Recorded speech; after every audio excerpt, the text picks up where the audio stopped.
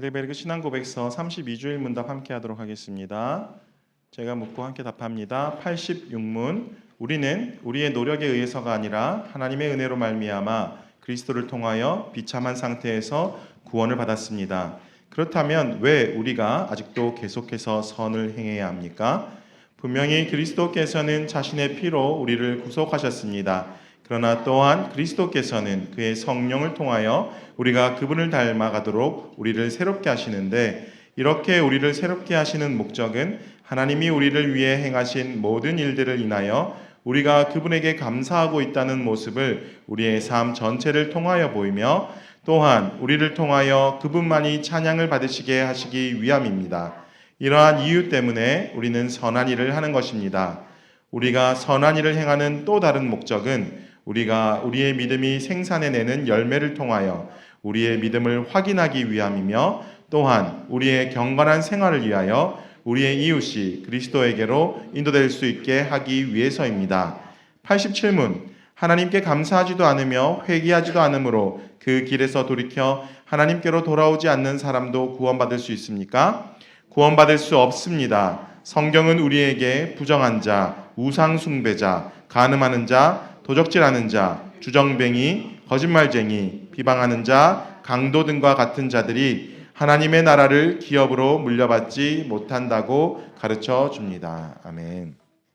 우리의 영원한 친구 되시는 우리 주님을 기쁨으로 함께 찬송드리며 주님 앞으로 나아가도록 하겠습니다.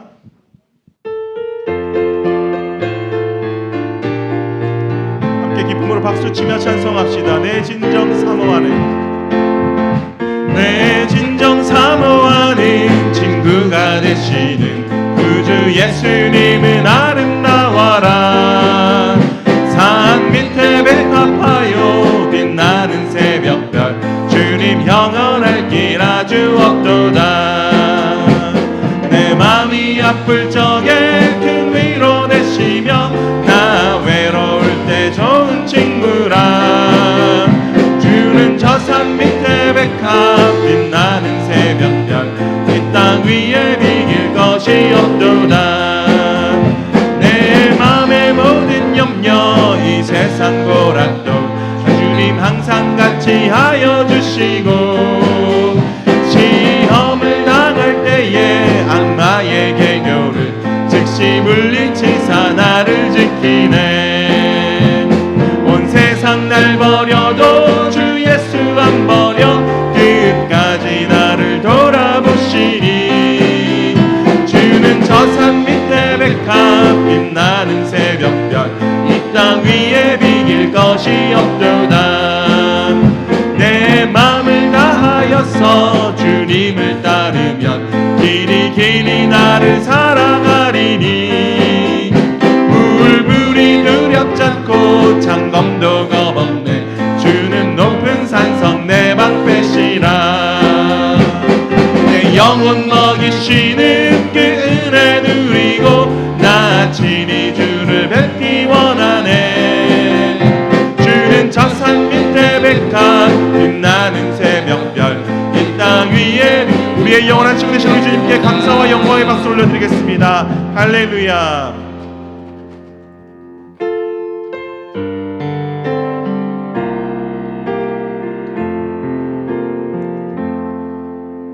내 마음속 전부를 다시는 주님, 나 당신께 숨길 것 하나 없네.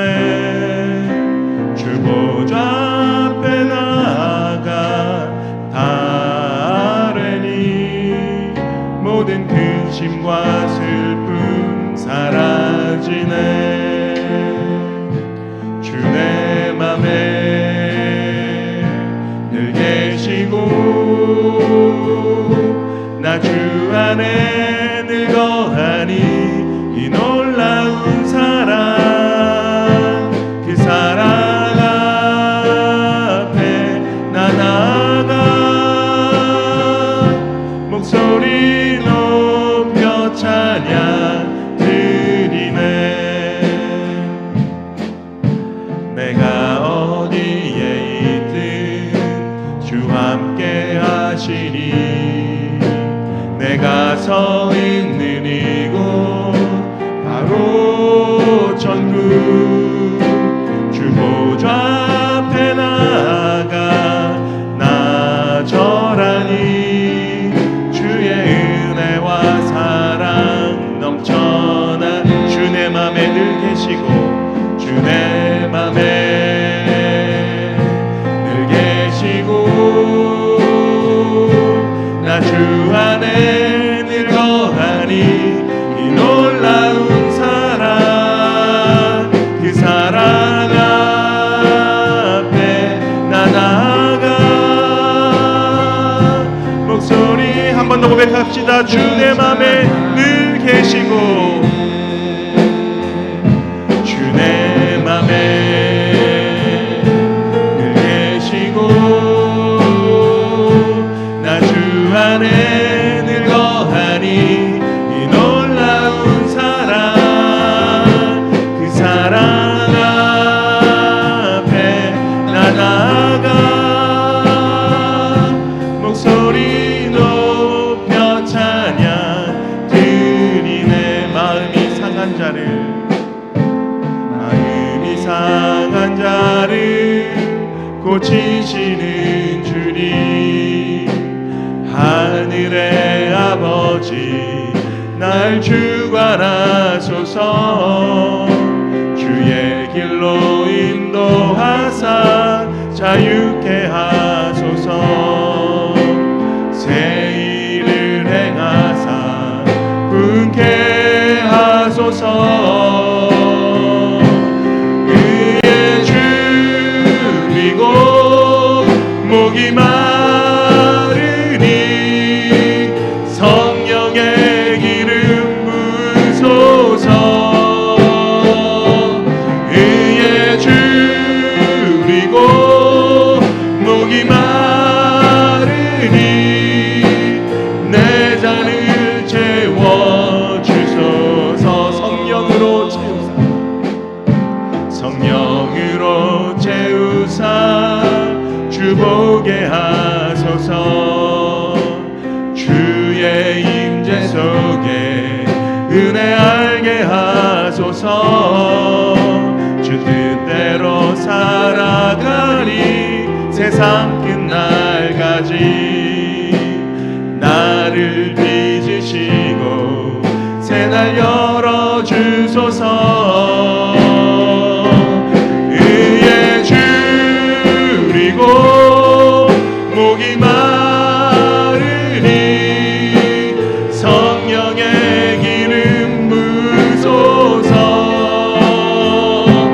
의에 줄이고 목이 마르니 내 잔을 채워주소서 주님만이 내 아픔 아시며 주님만이 내 맘 어루만지네 어느 누구도 나를 향하신 주님의 사랑을 끊을 수 없네 주님만이 내 능력이시며 주님만이 나의 구원이시네 어느 누구도 나를 향하신 주님의 사랑을 함께 고백합시다. 주 사랑이 나를 숨쉬게 해 세상 그 어떤 어려움 속에도 주 은혜로 나를 돌보시며 세상 끝날까지 지켜주 한 번 더 고백할까요? 주 사랑이 나를 이끄시네 주 사랑이 나를 이끄시네 내가 갈 수 없는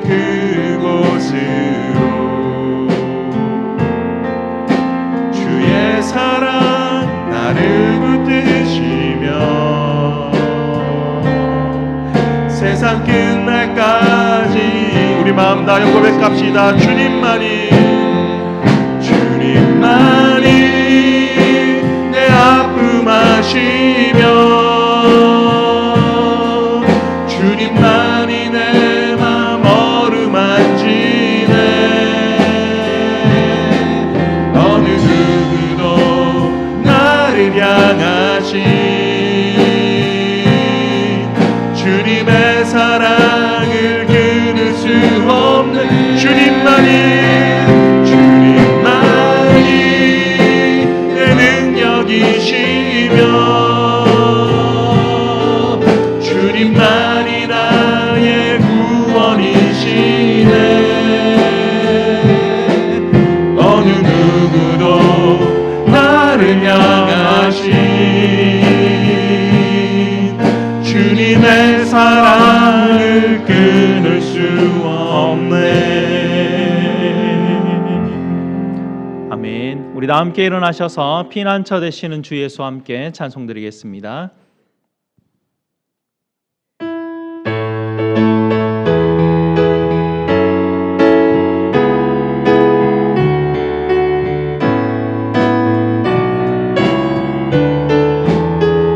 피난처 되시는 주 예수, 피난처 되시는 주 예수, 영원한 승리의 왕.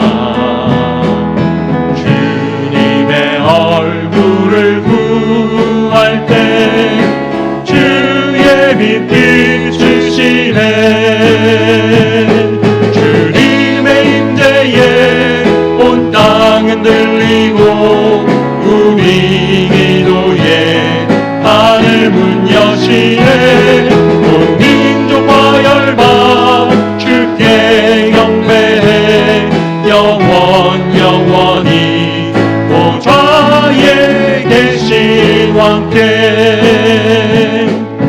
전쟁은 주님께 속했네. 승리는 우리의 것.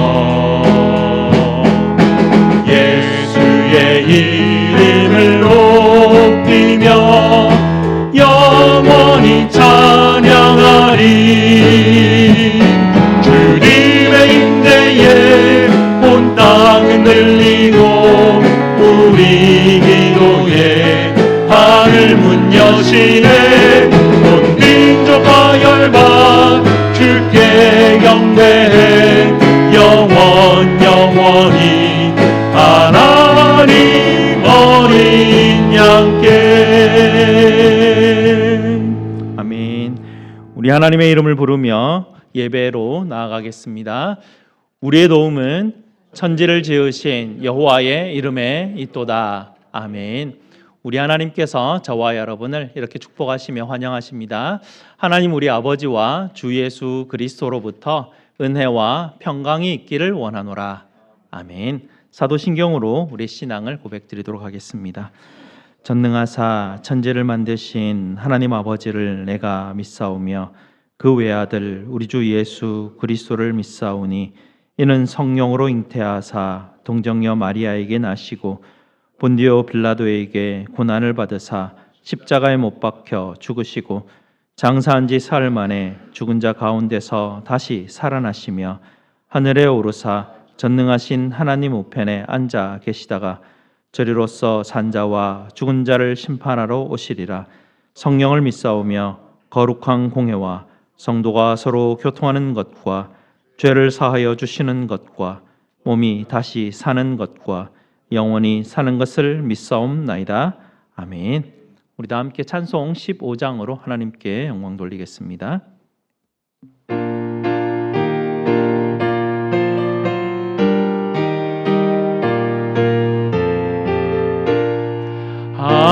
하나님의 크신 사랑 하늘에서 내리사 우리 맘에 항상 계셔 온전하게 하소서.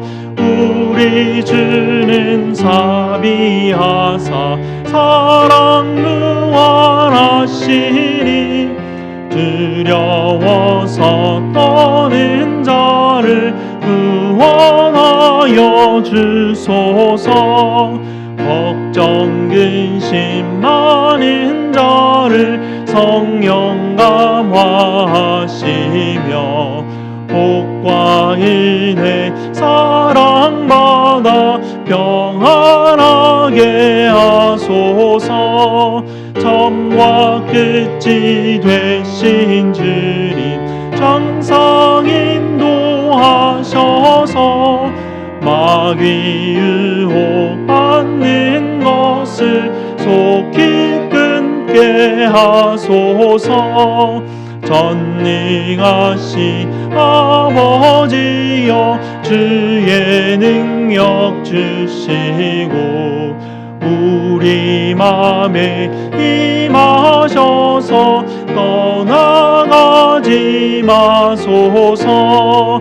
주께 영광 항상 돌려 천사처럼 섬기며 주의 사랑 영영토록 찬송하게 하소서.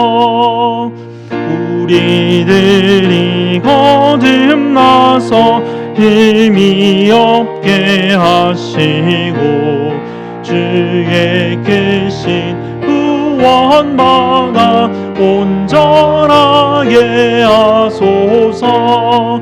영광에서 영광으로 천국까지 이르러 크신 사랑 감격하여 경배하게 하소서.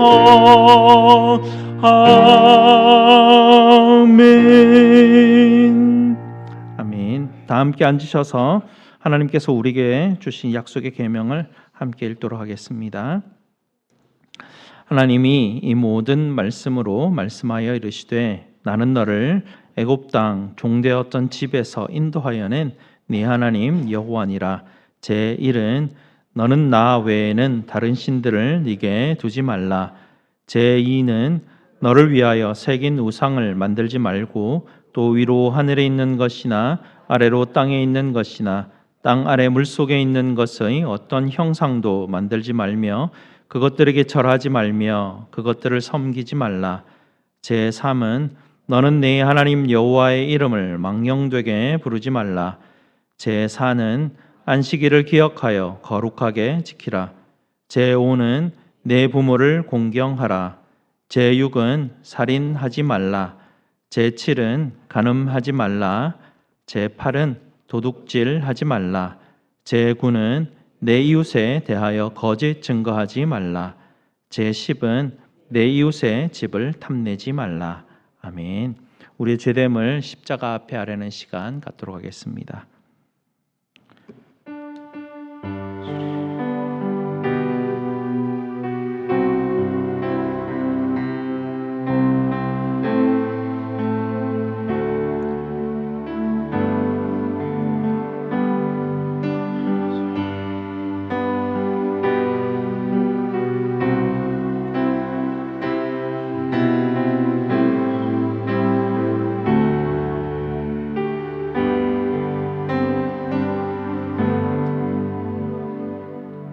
아버지 하나님 감사합니다. 죄의 습관에서 벗어나지 못하여 여전히 우리 자기 자신을 사랑하고 다른 사람들의 말에 귀를 기울이기보다는 나의 말을 하고 나의 유기를 쫓으면서도 여전히 나는 예수 믿는 자라 말하는 저희들입니다. 그럼에도 불구하고 오늘도 여전히 저희를 십자가의 은혜로 아버지 존존으로 불러주시니 참으로 감사를 드립니다. 오직 십자가의 은혜가 아니면 어찌 저희가 감히 거룩하신 아버지 하나님 앞에 나올 수 있었겠습니까? 없는 것을 있는 것 같이 하시고 죽은 자를 살리시는 아버지 하나님의 약속이 없었다면 저희가 어찌 이 자리에 있을 수 있습니까? 아버지 하나님, 그 넓은 은혜, 그 높은 은혜, 그 광대하신 사랑 너무나 감사를 드립니다. 오늘도 이 예배 가운데 아버지 하나님께서 우리에게 베풀어 주실 그 은혜와 사랑과 평강을 갈망하오니 저희에게 긍휼을 베풀어 주시고 주님 허락하여 주시옵소서. 우리 구주 예수 그리스도 이름으로 기도드리옵나이다. 아멘. 우리 구주 예수님께서 저와 여러분에게 로마서 8장 1절과 2절 말씀으로 죄사함의 확신을 주십니다. 그러므로 이제 그리스도 예수 안에 있는 자에게는 결코 정죄함이 없나니 이는 그리스도 예수 안에 있는 생명의 성령의 법이 죄와 사망의 법에서 너를 해방하였음이라. 아멘. 이제 주님께서 이 말씀으로 우리를 깨끗게 하셨으니 기쁨으로 아버지 하나님 앞에 기도드리도록 하겠습니다. 기도하시겠습니다. 은혜가 풍성하신 우리 아버지 하나님께 찬송과 영광을 올려드립니다. 저희 생각으로는 감히 미치지도 못하는 한없는 사랑을 십자가에 못 박히신 우리 예수 그리스도를 통하여서 자격 없는 저희들에게 부어주시니 참으로 감사를 드립니다. 깊은 탄식과 사랑으로 우리 성도 한 사람 한 사람을 위하여 탄식함으로 기도하시는 우리 성령 하나님, 이 시간 저희들의 눈을 열어주시어 이 자리에 함께 하시는 아버지 하나님의 임재하심과 영광을 보게 하시고 이 시간 영과 진리로 예배드리는 성도들이 될 수 있도록 주님 도와 주시옵소서. 오직 하나님의 이름만이 영광이 되는 예배가 되게 하시고 하나님의 뜻이 하늘에서 이룬 것 같이 오늘 이 자리에서도 아버지 하나님의 뜻이 온전히 이루어지기를 주님 간절히 기도드리옵나이다. 그리스도 안에서 하나된 공동체인 교회로 부르신 아버지 하나님, 아버지 하나님의 뜻을 따라 우리 알칸사 제일장로교회가 든든히 세워져 갈 수 있도록 주님 우리에게 지혜 주시고 힘 주시고 붙들어 주시옵소서. 십자가만 바라보는 교회가 되게 하여 주시고 아버지 하나님의 은혜에 감사와 기쁨과 찬송을 올려드리는 교회가 될 수 있도록 주님 인도하여 주시옵소서. 나바와 원주민과 아직 복음을 듣지 못한 모든 하나님 사람들에게도 동일한 은혜를 베풀어 주시옵소서. 세월이 흔들고 어려운 시대를 살아가고 있습니다. 주님의 은혜와 평강이 필요하오니 아버지 하나님 이 땅을 주님의 은혜와 정의로 다스려 주시옵소서. 아버지 하나님 성도들의 신음소리와 부르짖음에 귀를 기울여 주시옵소서. 오늘도 아버지 하나님 앞에 간절히 기도하오니 우리 성도들의 상한 육신을 돌보아 주시옵소서. 아버지 하나님 열심을 다하여 인생을 살아오다 육신이 상하고 약해져 있습니다. 주님 불쌍히 여겨주시고 주님 주시는 치료의 은혜로 말미암아 하나님 우리의 남겨진 이 여생 동안 육신의 고통 가운데 하나님 벗어나게 하시고 주님 위로하게 하셔서 잘 견디고 나아갈 수 있는 은혜 허락하여 주시옵소서. 이 한 주간도 여러 가지 상황 가운데서도 흔들리지 않게 하시고 시험에 들지 않게 주님 지켜 주시옵소서. 아버지 하나님의 얼굴이 항상 성도들을 향하여 은혜와 평강 부어주심을 늘 확신케 하여 주시옵소서. 우리 성도들 일용할 양식 부어 주시옵소서. 주님이 주신 사업장에서 성실함으로 임할 때에 지혜 주시고 힘 주시고 잘 운영할 수 있도록 도와주시옵소서. 하나님 어려운 가운데서 우리 성도들 사업장을 하나님 운영하고 있사오니 주님이 책임져 주시옵소서. 하나님 직장 가운데 있는 우리 성도들 주님께서 하나님 함께하여 주셔서 그 아버지의 직장 가운데서도 하나님의 선하심이 그들을 통하여 이루어질 수 있도록 늘 지혜와 힘 허락하여 주시옵소서. 아버지 하나님 우리 자녀들을 축복하여 주시옵소서. 이제 개학을 앞두고 있습니다. 새로 시작하는 학교와 학년 가운데 아버지 하나님의 선하신 길들로 우리 자녀들을 인도하여 주시옵소서. 먼 곳에 있든지 어디에 있든지 우리 자녀들이 가는 모든 길에 우리 아버지 하나님께서 보호자 되어 주시고 선한 목자 되어 주시옵소서. 우리 자녀들이 풍랑을 만나 힘든 일이 있을 때마다 주님께서 친히 사공되어 주셔서 풍랑을 헤쳐나가는 그 힘을 알게 하여 주시고 배우게 하시고 그 가운데 주님께서 지켜주셔서 우리 자녀들 소망의 항구에 다다르기까지 주님 함께하여 주시옵소서. 오늘도 저희의 찬양을 받아주시고 우리 성도들의 찬양과 기도를 들어 응답하여 주시옵소서. 우리 구주 예수 그리스도 이름으로 기도드리옵나이다. 아멘.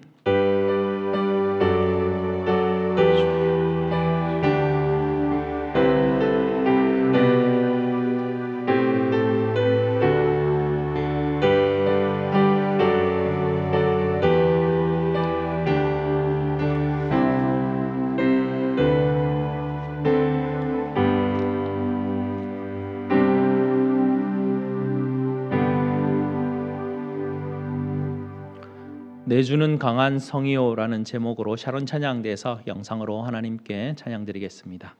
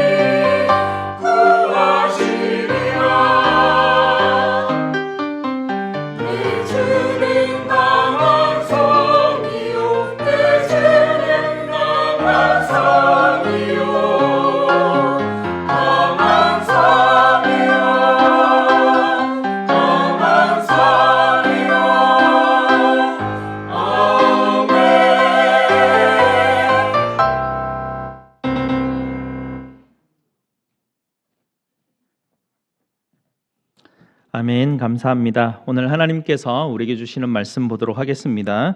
하나님 말씀 이사야 14장 12절에서 15절까지 말씀 보도록 하겠습니다. 이사야 14장 12절에서 15절입니다. 제가 가진 구약 성경 984페이지입니다. 984페이지.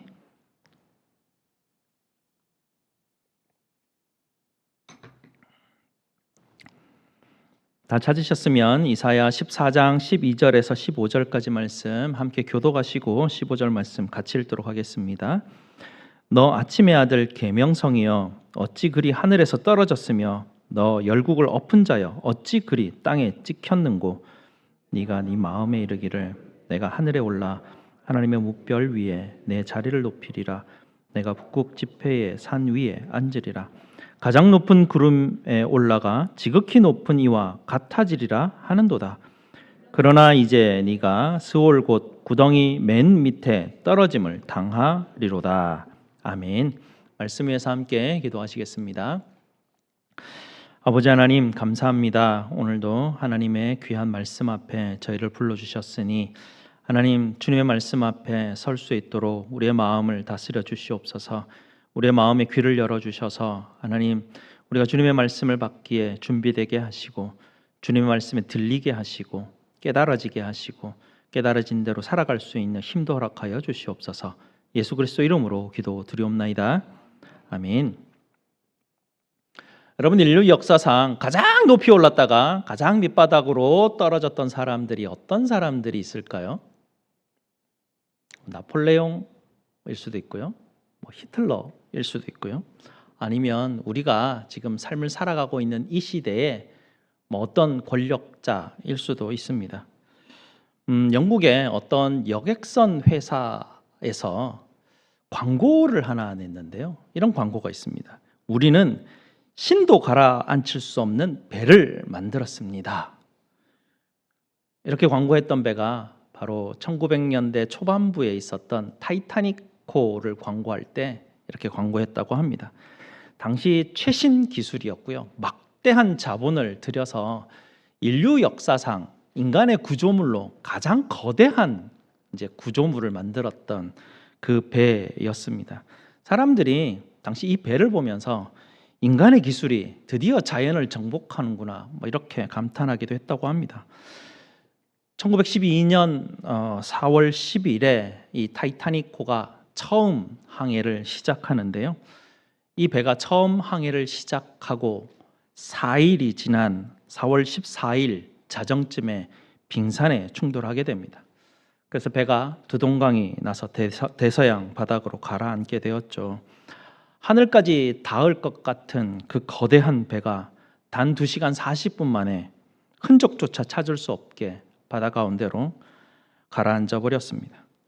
오늘 본문도 보시게 되면 가장 높은 곳에서 가장 빛났던 별이 가장 나락으로 떨어진다는 그런 내용을 우리가 읽었습니다. 12절을 한번 보시게 되면 너 아침의 아들 계명성이여 어찌 그리 하늘에서 떨어졌느냐 그렇게 이야기하죠.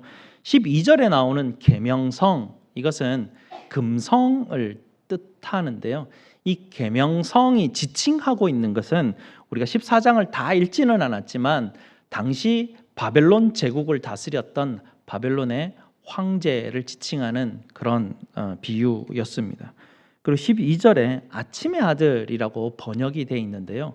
이 아침보다는 훨씬 더 이른 때인 새벽으로 번역하는 게 훨씬 문자적으로 맞고 의미적으로도 맞습니다. 왜냐하면 계명성은 새벽에 뜨기 때문입니다. 금성이 새벽에 뜨는데요. 새벽에 가장 찬란하게 이 빛을 내다가 해가 뜨는 순간 이 빛이 더 이상 보여지지 않게 사라져버리는 그것이 새벽별 계명성의 특징입니다. 이 교만하고 거만한 바로 이 바벨론 제국의 왕, 온 세상을 다 정복했던 세상에서 가장 빛나 보였던 그 바벨론 왕의 빛남을 이 계명성에 빗대었는데요. 하나님께서 이 바벨론 왕이 얼마나 교만한지를 지적하고 그의 교만이 마치 이 계명성과 같아서 잠시는 반짝일지는 모르겠는데 하나님의 빛 앞에서는 그는 아무것도 할 수 없는 밑바닥으로 추락할 수밖에 없는 그런 지경임을 오늘 말씀을 통해서 우리에게 보여주십니다. 그런데 오늘 이 말씀은 바벨론 왕을 향한 하나님의 징벌뿐만 아니라 모든 교만한 자들에게 하나님이 주시는 말씀입니다. 바벨론 왕은 어떻게 교만했을까? 오늘 말씀 13절과 14절을 보시게 되면 바벨론 왕의 교만한 모습을 자세하게 기록을 하고 있는데요. PPT 한번 띄워주시겠습니까? 여기에 보시게 되면 이제 14절에 이제 네가라는 주어가 히브리어 성경에는 있는데요. 우리나라 말은 자연스럽게 번역하기 위해서 주어를 생략하는데 저기 보면 네가라는 주어가 5개가 연달아 나오게 되죠. 바로 저 네가가 교만의 모습입니다. 내가 하늘에 올라라고 하죠. 하나님과 같이 되고자 하는 것이죠. 하나님의 무별 위에 내가 자리를 높이리라. 천상의 어떤 존재보다 내가 더 높아지리라 라고 합니다. 내가 북극 지폐 산 위에 앉으리라 라고 합니다. 고대 근동 가운데 이 북극 지폐의 산 위라는 것은 당시 신들이 의논하는 그런 장소입니다. 신들이 회의하는 그곳에 내가 주관하겠다. 어떤 신보다 자기가 높다라고 주장하는 것이죠. 내가 가장 높은 구름에 올라가라고 말하는데 구름은 하나님의 임재를 상징하는데 하나님의 임재의 상징을 자기 것으로 삼으려고 합니다. 내가 지극히 높은 이와 같아지리라. 하나님과 같아지고자 하는 그의 욕망이죠. 교만의 모습입니다. 내가를 주장하는 것이 바로 교만의 문법이죠. 창세기 3장에 뱀이 하와에게 속삭이면서 이렇게 이야기합니다. 다음 PPT를 보시면 네가 하나님과 같이 되어라고 말하는 것도 있고요. 창세기 11장에 나오는 바벨탑 사건에서도 탑을 건설하여 그 탑 꼭대기를 하늘에 닿게 하여 우리 이름을 내자라고 하는 모습에도 나타납니다. 오늘 본문에서는 이 바벨론 왕이 역사적으로 이 모든 것들을 반복하여서 자기도 세상에서 가장 빛나기를 원합니다. 하나님은 교만한 자들이 역사 속에서 어떻게 추락하는지를 성경을 통해서 우리에게 늘 분명하게 보여주십니다. 오늘도 12절을 보시게 되면 가장 빛나던 새벽별 계명성이여 어찌 그리 하늘에서 떨어졌는가? 하나님 그렇게 말씀하시죠. 15절 이하에도 보시게 되면 이제 네가 스올 곧 구덩이 밑에 맨 밑에 떨어짐을 당하리라. 무슨 말입니까? 하늘 제일 높은 곳에서 스올 구덩이, 지옥 구덩이 중에 가장 밑바닥으로 떨어지게 되는 처참한 모습을 하나님이 보여주시죠. 16절 이하 읽지는 않았지만 이 바벨론 왕의 처참한 모습의 현실이 어떠한가를 그리고 있는데요. 16절을 보시게 되면 한때 세상을 벌벌 떨게 했던 자가 이제는 사람들이 손가락질하며 이렇게 말합니다. 저 사람이 땅을 진동시키며 열국을 놀라게 한 사람 아니냐라고 손가락질을 하는 것이죠. 그런 지경이 된다는 것입니다. 한 장 넘겨서 19절을 보시게 되면 또 그가 당하는 일이 자기 무덤에서 내쫓이고 쓸모없이 잘려버린 나무가지 같이 되고 짓밟힌 시체처럼 들판에 버려질 것이다. 가장 큰 제국의 황자였지만 버려지게 되는 가장 수치스러운 최후를 맞이하게 되는 그의 모습입니다. 이것이 성경이 우리에게 가르쳐주는 교만의 최후의 모습이죠. 그런데 이 교만이라는 것은 바벨론 왕, 악한 자들에게, 예수 믿지 않는 자들에게 나타나는 그런 현상만이 아니라는 것입니다. 이 교만이라는 모습은 예수님을 믿는다고 하는 우리에게도 빠져들기가 너무나 쉬운 그런 죄성입니다. 저와 여러분은 모두 다 오늘 아침에 일어나서 나는 오늘 반드시 교만해야지 이렇게 생각하는 사람은 아무도 없습니다. 아무도 없습니다. 그렇게 생각하지 않습니다. 근데 교만도 마찬가지죠. 교만도 내가 교만이다라고 해서 우리에게 찾아오지도 않습니다. 교만이라는 게 굉장히 교묘하게 우리에게 찾아오기 때문에 사실 우리도 그것을 잘 인식하지 못하여서 우리가 그러고 있는지조차 인식을 못하는 것이죠. 예레미야 9장 23절 말씀을 보시게 되면 하나님이 교만의 모습에 대해서 세 가지로 우리에게 좀 요약해서 들려주시고 있는데요. 보시면 이렇습니다. 여호와께서 이와 같이 말씀하시되 지혜로운 자는 그의 지혜를 자랑하지 말라. 용사는 그의 용맹을 자랑하지 말라. 부자는 그의 부함을 자랑하지 말라. 하나님이 그렇게 말씀하시는데요. 교만의 세 가지 특징적인 모습입니다. 지혜, 욕망, 부함. 그런데 가만히 살펴보면 지혜, 용맹, 부함은 교만의 모습이라기보다는 하나님을 사랑하는 자에게 주시는 축복의 모습이죠. 하나님이 사실은 지혜라는 복을 허락하십니다. 하나님이 용맹이라는 복도 허락하시고 부함이라는 복도 허락하십니다. 구약이나 지금이나 지혜로운 사람, 그리고 힘이 있는 용맹한 사람, 그리고 부한 사람, 이런 사람들을 보면 다 하나님에게 복받은 사람이라고 그렇게 말을 하죠. 그래서 우리는 더욱더 하나님의 복받은 사람들을 교만한 사람들이라고 말하기에는 그렇게 잘 하지 못하는 경향성이 있습니다. 그래서 어떤 측면이 과연 교만한가 5가지 측면으로 오늘 한번 살펴보려고 하는데요. 교만의 첫 번째, 교만이 이제 교묘하게 찾아오는 모습이 바로 지혜의 모습입니다. 바벨론 왕의 야심은요, 단순히 자기의 힘을 과시하는 정도가 아니라 그걸 넘어서는 것이죠. 13절에 북극 지폐의 산 위에 앉으리라라고 그렇게 이야기를 하는데요.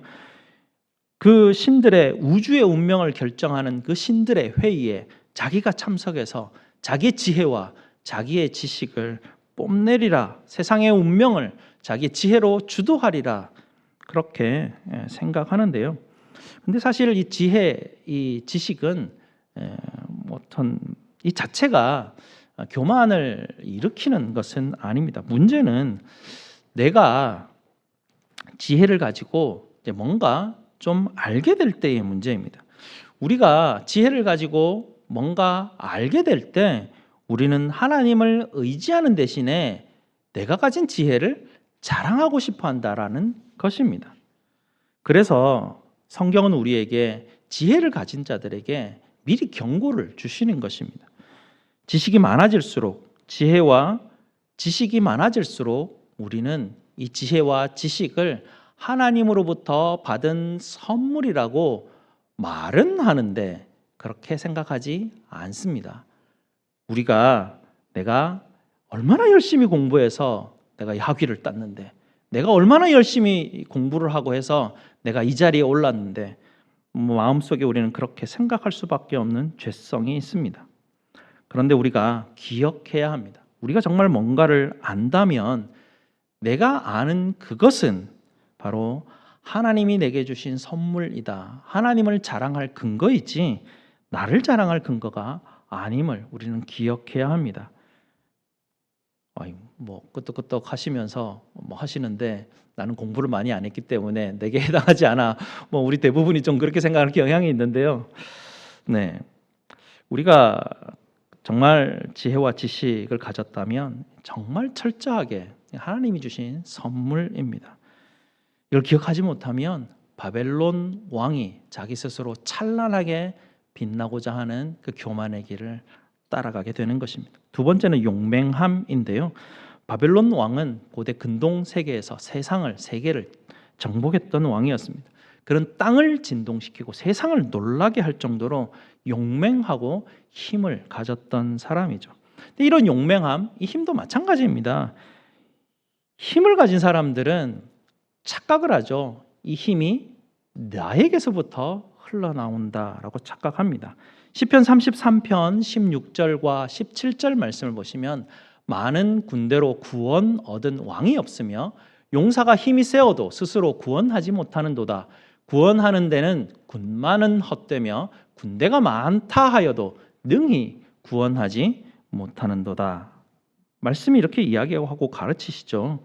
아무리 힘세고 강한들 인간은 자기 자신의 힘으로 스스로를 구원할 수 없는 노릇입니다. 이것은 역사가 증명하는 것이고 우리가 다 아는 바이죠. 우리가 가진 용맹함, 내가 가진 힘은 하나님이 내게 잠시 맡겨 주신 것이지 내 것이 나의 소유가 아닌 것임을 기억해야 합니다. 세 번째는 부요함인데요. 신명기 8장 17절 말씀을 보시게 되면 하나님이 미리 이스라엘 백성들에게 경고하시는 말씀인데요. 이는 다 너희를 낮추시며 너희를 시험하사 마침내 내게 복을 주려 하심이었느니라. 그러나 네가 마음에 이르기를 내 능력과 내 손의 힘으로 내가 이 재물을 얻었다 말할 것이라. 하나님께서 이스라엘 백성들을 광야에서 헤맬 때 하나님이 그를 돌보시고 또 가나안 땅에 들어갔을 때 하나님께서 그들에게 복을 주셔서 부욕해 하셨는데도 불구하고 너희가 나중이 되면 이게 내 능력과 내 힘으로 이 재물을 얻었다 그렇게 말할 거다. 왜냐하면 이게 우리 인생의 죄된 본성이기 때문에 그렇습니다. 재물 자체가 악한 것은 아닙니다. 그런데 우리가 그 재물을 가질 때 우리의 마음의 문제 때문에 그렇죠. 우리는 재물을 가지게 되면, 부를 가지게 되면 내 힘으로 감당할 수 있다, 내 힘으로 충분하다 그렇게 착각을 하게 되는 것, 이게 문제입니다. 고린도전서 4장 7절 말씀도 한번 보시게 되면 고린도전서 4장 7절에 하나님이 사도 바울을 통해 이렇게 이야기하시죠. 네게 있는 것 중에 받지 아니한 것이 무엇이냐? 네가 받았은즉 어찌 받지 아니한 것 같이 자랑하느냐? 우리가 가진 것 중에 하나님이 주시지 않은 것이 하나도 없습니다. 하나님이 우리의 모든 것을 하나님이 주셨다라는 믿음, 이게 성경이 우리에게 가르쳐주는 믿음입니다. 지혜, 용맹, 부함, 세 가지 중 어느 하나도 하나님이 우리에게 주시지 않는 것이 없고 이 모든 것을 하나님이 우리에게 복으로, 선물로 하나님의 우리에게 주셨습니다. 그런데 우리의 죄성은 무엇이냐면 마치 선물이 아닌 것처럼 내가 노력해서 얻은 것처럼 자랑한다라는 것이죠. 하나님이 주신 이 선물을 자랑하는 것, 이게 교만의 본질적인 모습입니다. 나머지 두 가지가 더 있는데요. 이건 조금 더 교묘해서 조금 알아차리기가 힘든데, 네 번째는 자존심입니다. 인정받으려고 하는 그런 어떤 마음이죠. 다른 사람들에게 인정받으려고 하는 욕망이 있습니다. 예수님께서 서기관과 바리새인들에게 이렇게 책망하신 적이 있는데요. 마태복음 23장 5절과 7절에 이렇게 말씀하십니다. 그들이 모든 행위를 사람에게 보이고자 하나니 잔치의 윗자리와 회당의 높은 자리와 시장에서 문안받는 것과 사람에게 랍비라 칭함받는 것을 좋아하느니라. 사람들은 이렇게 인정받기를 원합니다.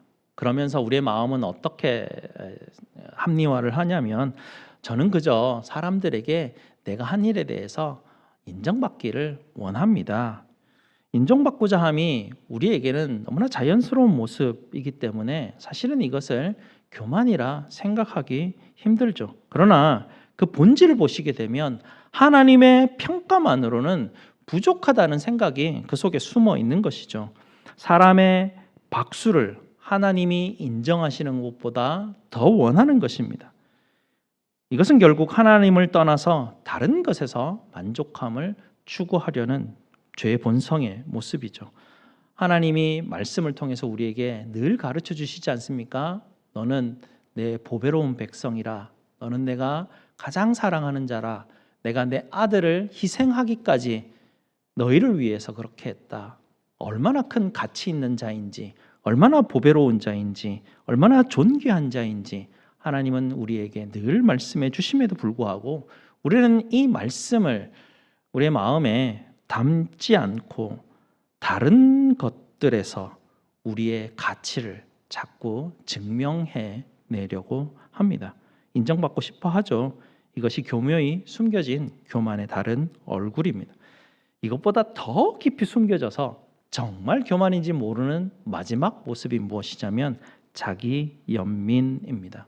자기 연민, 좀 이렇게 좀 막막한 단어이긴 한데요. 어떤 모습이냐면 이 자기 연민이 위험한 것이 무엇이냐면 내가 너무 힘드니까 나는 이 정도 해도 돼 라고 자기를 합리화하는 마음이 자기 연민입니다. 그래서 우리는 대부분이 다 힘든 일을 겪으면서 내가 이렇게 힘든데 이 힘든 일을 내가 이렇게 겪어가고 이걸 해결하고 이걸 이기고 있는데 왜 아무도 안 알아줘? 이렇게 자기 연민이 자기 속에서 생기는 것이죠. 그리고 과거에 내가 엄청난 고난과 고통을 당했던 기억 때문에 그것을 내가 얼마나 어려운 인생을 내가 살아왔는지, 나는 사람들에게 이렇게 배려받는 것 너무나 당연한 거야, 이렇게 생각합니다. 이 자기 연민이라는 것이 굉장히 교묘하게 이렇게 스스로를 속이게 되죠. 특히나 큰 상처가 있고 현재 너무나 힘든 가운데 있는 그런 나의 자신의 다른 사람들의 모습을 보면 교만과는 굉장히 거리가 멀죠. 왜냐하면 힘들고 어렵고 괴로우니까 굉장히 밑바닥에 있습니다. 굉장히 상처받은 마음으로 인해서 낮아져 있는 그런 상태같이 보이긴 하는데요. 그래서 더 알 수가 없습니다. 자기 자랑, 자기 인정이라는 것은 성공에 대한 교만의 반응이라면 반대로 자기 연민은 고난에 대한, 고통에 대한 고통에 대한 교만의 반응이 되는 것이죠. 자랑하는 사람은 내가 이만큼 이루었으니 내가 인정받아 마땅하지 않아? 이렇게 생각하게 되고요. 자기 연민에 빠진 사람은 내가 이만큼 고난을 받고 고통을 받았으니 나는 배려를 받아야 돼 라고 생각하게 됩니다. 이 겉모습은 정반대죠. 하나는 당당하고 하나는 초라해 보이지만 그 밑바닥의 구조는 똑같습니다. 둘 다 자신이 마땅히 받아야 될 인정이나 배려를 받지 못했다라는 그 마음이 밑바닥에 깔려 있고 자기가 그것을 붙들려고 하는 것이죠. 자기 연민이 교만하게 보이지 않는 이유는 겉에서 보기에 약해 보이기 때문에 그렇고요. 드러내 보일 것도 없기 때문에 겸손해 보이기까지 합니다. 그래서 자꾸 우리가 그것을 잘 모르고 넘어가게 되죠. 자기 연민의 출발점은 상한 자존심입니다. 자기 연민에 빠진 사람이 진짜 원하는 것은 자기가 사람들에게 고통받고 무기력한 사람으로 보이는 것이 아니고요. 실제로는 내가 이 어려움을 얼마나 잘 이겨내고 있는지, 얼마나 내가 이 어려운 고통 가운데서 잘 서고 있는지 사람들이 알아봐 주기를 원하는 것, 그런 것을 마음에 품고 있습니다. 자기 연민은 자기 자신이 부족하다고 인식하는 것보다 내가 이런 고난을 지금까지 겪고 살아왔는데 왜 사람들이 알아주지 않을까, 그런 생각들을 하게 되죠. 마땅히 내가 받을 것을 받지 못했다는 자기 중심적인 마음의 자리, 그것이 바로 교만에 숨겨진 모습입니다. 지혜를 자랑하고 용맹함을 자랑하고 부함을 자랑하고 싶은 것은 드러나는 모습들이죠.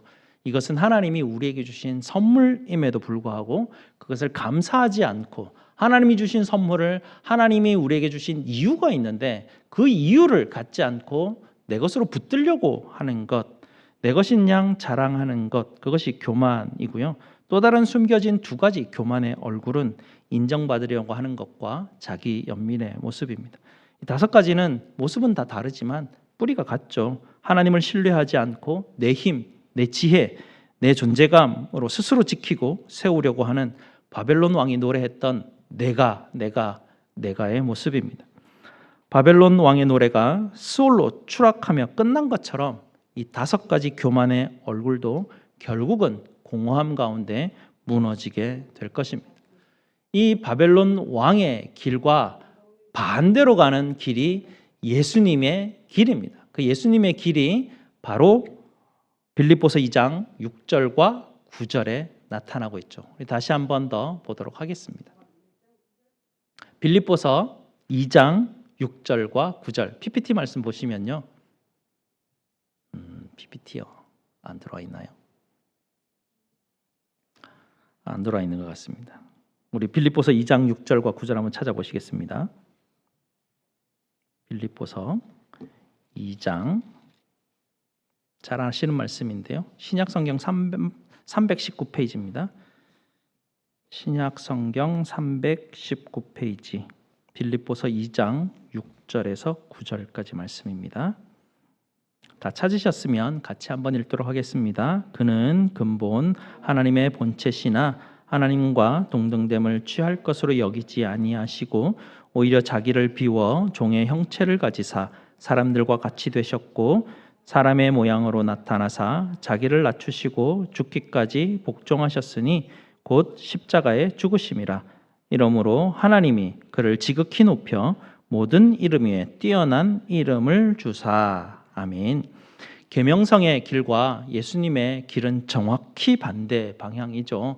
하나는 교만으로 인해 추락하는 길이고요.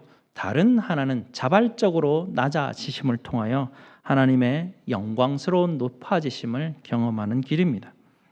사도 바울이 나는 예수님을 따릅니다라고 고백한 것이 갈라디아서 2장 20절 말씀이죠. 갈라디아서 2장 20절 말씀은 이렇습니다. 내가 그리스도와 함께 십자가에 못 박혔나니 그런즉 이제는 내가 사는 것이 아니요. 이 굉장히 중요한 부분이죠. 오직 내 안에 그리스도께서 사시는 것이라.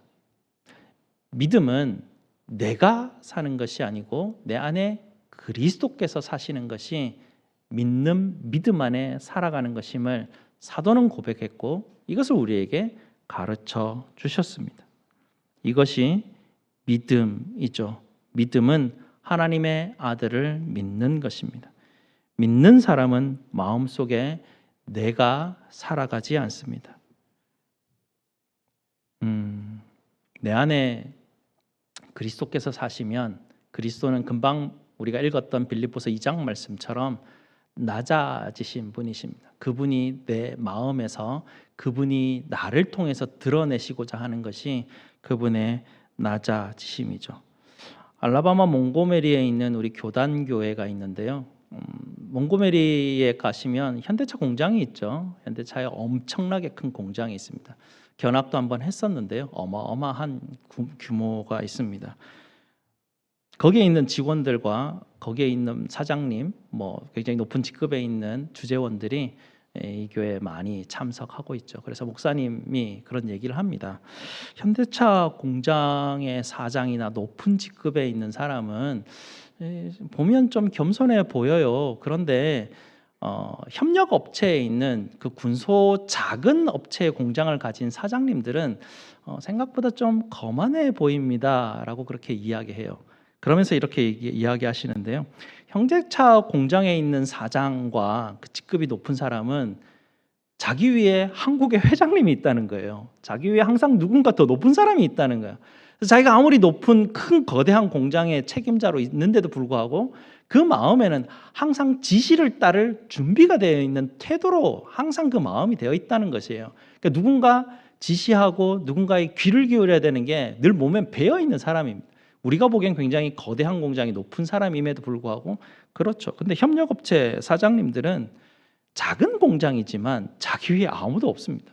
자기가 사장이고 자기가 다 직원들한테 지시를 내리는 사람들. 항상 지시하는 게 이게 습관이 되어 있는 그런 분들이죠. 마음에 누가 있는지가 굉장히 중요합니다. 마음에 나보다 더 높은 직급이 있는 사람이 있다면 항상 그 사람에게 귀를 기울이려고 하는 것이 우리의 모습들입니다. 내 마음에 예수님이 있다면 예수님의 그 태도와 그분의 본성과 그분의 마음을 우리 들으려고 하죠. 그러면 어떻게 됩니까? 예수님의 태도, 예수님의 말투가 우리를 통해서 점점점 흘러나가게 됩니다. 겉에서 보기에는 좀 믿음이 작아 보이는 사람이 있습니다. 교회일도 그렇게 열심히 하는 것 같아 보이지 않는데도 그럼에도 불구하고 그 마음에 내가 아니라 그리스도가 있고 그리스도 때문에 낮은 곳에 있고 숨어져 있으려고 하는 그 사람이 믿음의 사람이죠. 근데 겉으로 보기에는 믿음이 큰 것 같아 보이는 사람이 있습니다. 그런데 그로 인해서 내가 서게 되고 나를 자랑하고 내가 인정받지 못하면 마음에 불편함이 생기면 그 사람은 그 마음에 그리스도가 없습니다. 그런데 중요한 부분 아닙니까? 내 안에 그리스도가 없으면 죽고 사는 문제 아니겠습니까? 왜 내 안에 자꾸 내가 살아있는지, 왜 내 안에 생명의 근원 되시는 그리스도께서 살아있는 게 왜 표가 나지 않는지, 이 두 가지 때문에 우리 인생에 정말 중요한 갈림길에 서 있지 않습니까? 훈련해야 됩니다. 그냥 가만히 나는 예수 믿습니다, 나는 맨날 와서 예배하며 하나님 앞에 기도합니다라고 내 마음의 태도가 그렇게 자동적으로 바뀌어가는 게 아닙니다. 나는 예수 믿습니다라고 평생을 다녀도 내 마음의 태도가 안 바뀌면 좀 불안하죠. 겁납니다. 그래서 좀 훈련할 필요가 있는데요. 이 훈련이라는 것 자체가 좀 이렇게 현실 상황과는 좀 벗어난 예외적인 특별한 어떤 환경을 가지고 거기서 훈련하는 거 아니겠습니까? 그래서 예수님을 내 마음에 담는 훈련을 하시려면 좀 특이한 훈련을 하실 필요가 있습니다. 내게 내 위에 나보다 높은 사람이 있다는 걸 항상 가정하고 내 주변에 있는 장로님, 목사님, 권사님, 집사님, 어르신들 그 말이 나보다 상급자라고 그냥 그렇게 가정하는 것입니다. 그래서 정말 억울하고 말도 안 되고 어떨 때는 막 합리적이지도 않고 뭐 이런 걸 나에게 시켜? 이렇게 생각이 듦에도 불구하고 그 말을 한번 따라가 보는 겁니다. 말하지 않고 네 하고 따라가 보는 거죠. 그러면 어떤 마음이 내 마음에서 요동치냐면 와 이건 너무 억울한데 이건 말도 안 되는데 어떻게 이런 일을 내가 지금 하고 있지라는 생각이 내 속에서 확 올라옵니다. 그걸 붙잡아야 됩니다. 그게 나예요. 내 스스로 나를 붙들고 있는 마음입니다.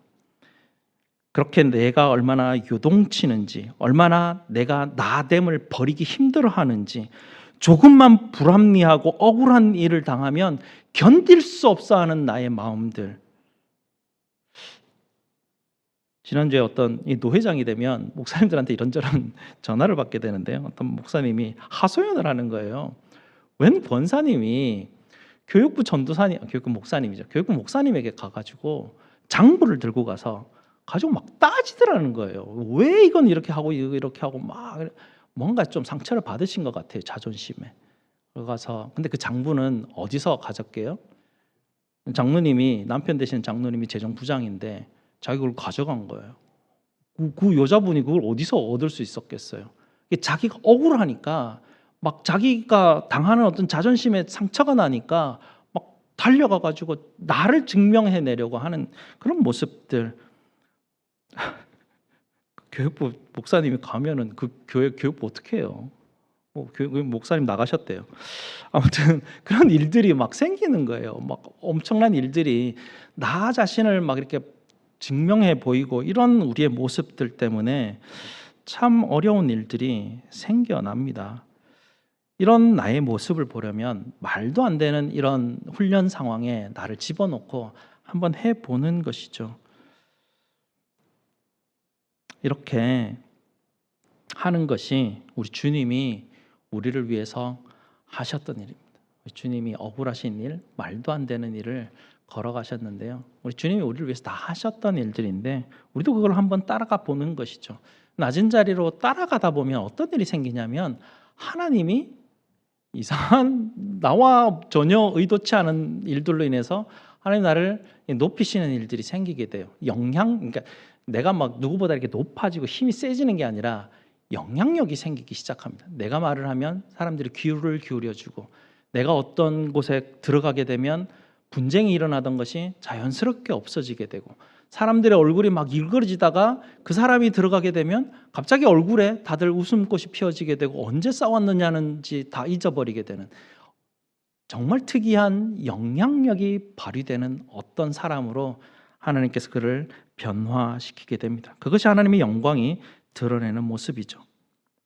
그럴 때 어떤 마음이 드는 줄 압니까? 역시 나는 훈련을 해서 이런 영향력이 나를 통해서 나오는 것 같아. 자랑하고 싶은 마음이 그 순간에 확 올라옵니다.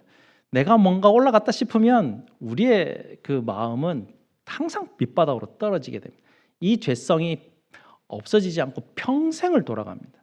근데 이 죄성이 내가 항상 있다는 걸 내가 알아야 합니다. 이걸 모르면 바벨론 왕의 길로 그냥 빠져들게 됩니다. 그래서 날마다 하나님 앞에 엎드려서 하나님 내 평생에 나는 그리스도가 내 안에서 살기를 원하는데 하나님 또 오늘도 내가 실수하여 내가 그리스도를 내 마음에 모시는 것이 아니라 내가 내 자신을 내 안에 붙들고 삶을 살아가지 않도록 오늘도 하나님 나를 지키시옵소서. 날마다 기도하지 않으면 우리는 늘 빠질 수밖에 없는 연약한 자들입니다. 이렇게 기도하고 하나님의 불쌍함과 긍휼하심과 은혜를 받을 때 하나님이 주시는 놀라운, 하나님이 높여주시는, 하나님의 영광을 드러내시는 그 복을 받아 누리게 됩니다.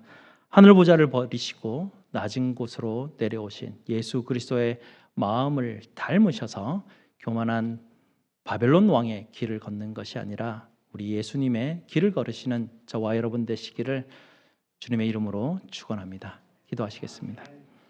아버지 하나님 감사합니다. 오늘도 말씀을 통하여서 바벨론 왕이 그렇게 빛나고 높은 곳에 올라갔지만 하나님 결국 그의 인생이 가장 밑바닥으로 떨어지는 모습을 보여주시고 역사 속에서도 이 바벨론 왕과 같은 사람들이 수없이 일어나지만 결국 모든 사람이 한 사람도 예외 없이 다 밑바닥으로 떨어지는 교만의 모습을 우리에게 보여주셨습니다. 그리고 반대로 우리 주님의 마음을 우리에게 보여주셨으니 하나님 우리 속에 있는 죄의 모습들을 늘 하나님 깨닫게 하여 주시고 십자가 앞에가 주님의 마음을 하나님 닮아가는 저희들이 되게 하시고 날마다 내가 내 안에서 살아가려고 하는 우리의 욕망 하나님 그것을 십자가에 못 박게 하시고 우리 안에 예수로 살게 하는 그 마음을 품고 날마다 살아가는 복된 우리 성도들이 되어 주님이 높이시고 주님이 주시는 영향력으로 하나님 세상 가운데 하나님 향기나고 빛나는 우리 성도들이 될 수 있도록 주님 도와 주시옵소서. 예수 그리스도 이름으로 기도드리옵나이다. 아멘. 우리 하나님 앞에 봉헌하시겠습니다.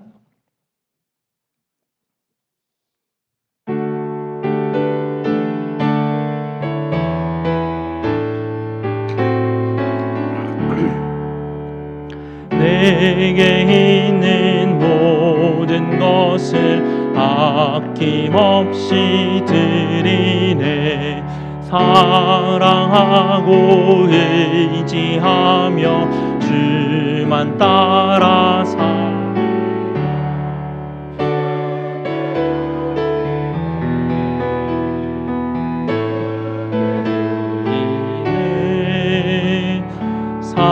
사랑하는 구주 앞에 모두 드리네. 아멘. 범사에 감사합니다. 항상 범사에 감사합니다. 한 주간 삶을 인도하신 우리 주님께 감사드립니다. 감사한금 드리셨습니다. 우리 시간 하나님 앞에 감사기도 드리겠습니다. 아버지 하나님 감사합니다. 흔들리고 헤매일 때마다 저희를 찾아오셔서 저희들의 등불이 되어 주시고 빛을 비춰 주셔서 길을 잃지 않도록 우리를 늘 인도하여 주시니 감사를 드립니다. 아버지 하나님께서 우리에게 주신 놀라운 그 약속들을 늘 마음에 품게 하여 주시고 하나님이 우리에게 인도하시는 그 길을 따라 이 광야 같은 이 인생길 가운데 예수님이 인도하시는 그 빛을 따라가는 저희 모두가 될 수 있도록 도와주시옵소서.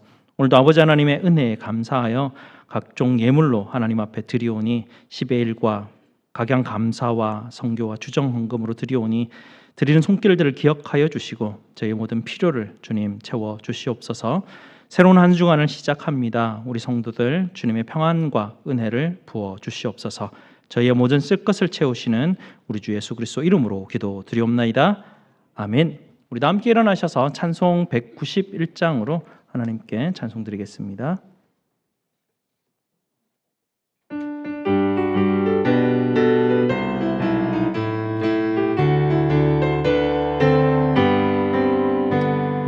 매일 기쁘게 순례의 길 행함은 주의 팔이 나를 안보함이요.